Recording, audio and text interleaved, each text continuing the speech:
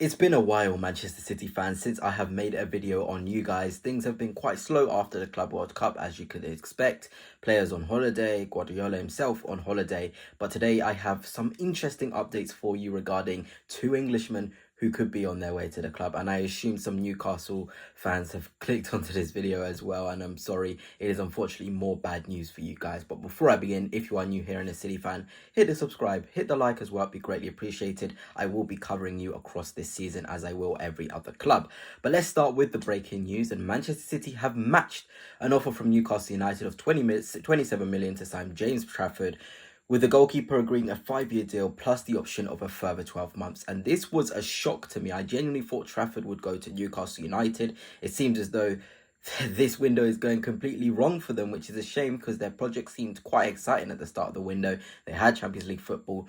But yeah, Manchester City are getting themselves a phenomenal young goalkeeper. I think the idea is to sign him and then get rid of Ortega and have him behind Edison. I think that is two very strong goalkeepers. I think Trafford will become the number one for England very, very soon. Could be at the next World Cup if he has an absolute stormer with Manchester City this season. Of course, Pickford is normally the first choice, but Trafford is so young and still has so much potential. And when we look at his FBref model, and I always maintain this, analysing goalkeepers is not an easy job. There's not many metrics that you can sort of put as a way to look at goalkeepers, but against other goalkeepers in the top 5 leagues, this is how Trafford fared. And as you can see, a lot of greens, top 1% in terms of goals against. I think he only conceded about 16 goals in the Championship. For how chaotic that league is, that's ridiculous. Clean sheet percentage, again, top 1%. But the interesting stuff is there in the touches and the goal kicks and the crosses stopped as well.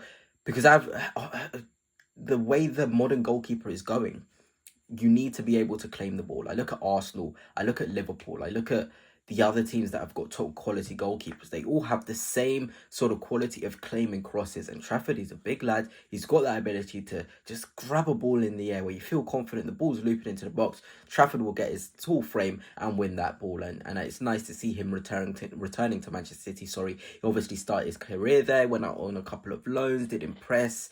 And now we're finally seeing his full potential back at the club. And I'm sure it will be only a matter of time before he becomes the number one. I think next summer, after they do sort of stay with Edison for a year, that will be the year Edison goes. Then you've got Trafford in net to be your number one and buy another backup keeper. But for me, yeah, this kid is a really, really good keeper. And he only conceded 16 goals, like I said. And he kept a Championship record in terms of 30 clean sheets for Burnley last season, which is very, very, very good. And that is fair play to him. Keeping clean sheets at any level, it doesn't matter if it's just Championship, 30 of them.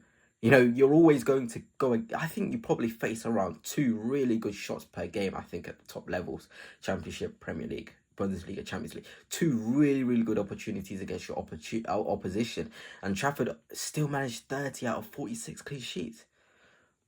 That's insane. That genuinely is insane. But let's get moving on to the other news regarding Manchester City. And it is Man City have made a fresh move for Tino Livramento. Newcastle remain intent on not allowing him to leave this summer, according to Graham Bailey. But you have to, take these with a pinch of salt, unfortunately, for you Newcastle fans with how things are going. We all thought that Alexander Isak would be staying. I thought there's no chance he leaves, but he's thrown in a transfer request. You can never say never. Will Livramento do the same thing?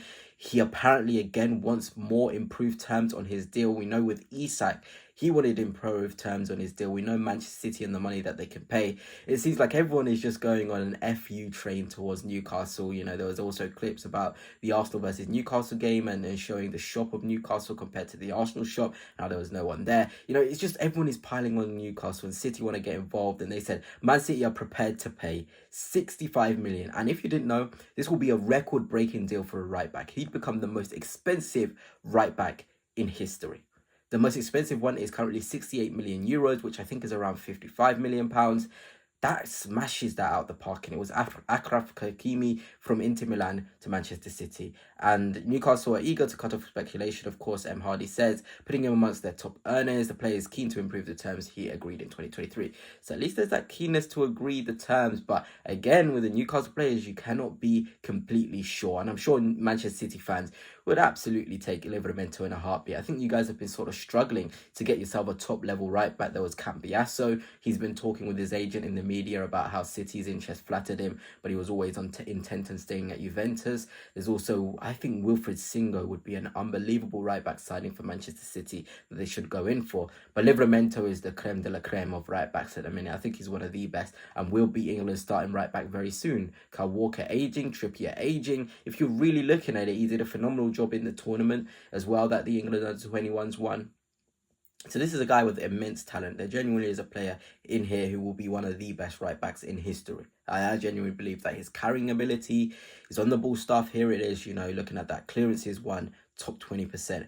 Pass completion, top 16% for right back. Progressive carries, top 18%. This is a guy who can drive, then find the final action. You know, these are the courageous guys. And funny thing is, you know, Livramento had a really tough injury, as you will see here in the 22-23 season. An ACL kept him out for pretty much all of it.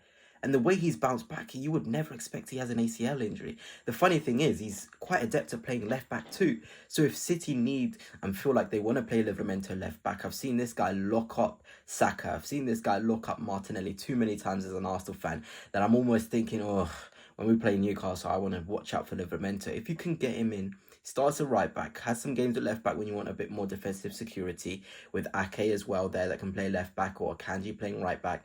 City have a varying different ways of playing, and ultimately in the Premier League you need to have multiple ways of breaking down the opposition, of beating the opposition, and that is what is going to be achieved by Manchester City, getting a player of Livramento's quality. That genuinely is the truth. But yeah, this is the lineup I kind of conjured up. I really am interested to see how Pep Guardiola does and who he actually starts with. You know, Haaland, Doku, Savinho. You've still got Marmoush. You've still got Bernardo Silva. You've still got Foden. You've still got so much talent. Echeverri was very good at the Club World Cup.